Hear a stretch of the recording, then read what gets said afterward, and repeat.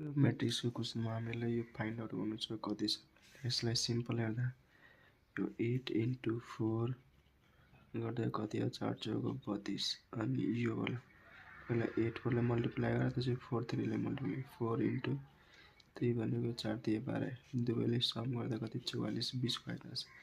Same यस्तै भनेको गर्दा सरी 7 छ 7 × 2 भनेको 14 अनि 2 × 9 भनेको 18 जोड्दा 32 आउँछ। 75 पुगाउनु छ योले एकचोटि मल्टिप्लाई गर्नु छ ठीक छ 7 × फेरि यो जे यहाँ जे जति छ त्यसले 8 ले मल्टिप्लाई गर्नु छ ठीक छ। यो दुवैको सम कति पुगाउनु छ 75। अप्सन दिएको रहेछ यसको अप्सन 1 मा अप्सन छ 3 बी मा 4 सी मा 5 डी मा 6 को राख्दा हुन्छ है।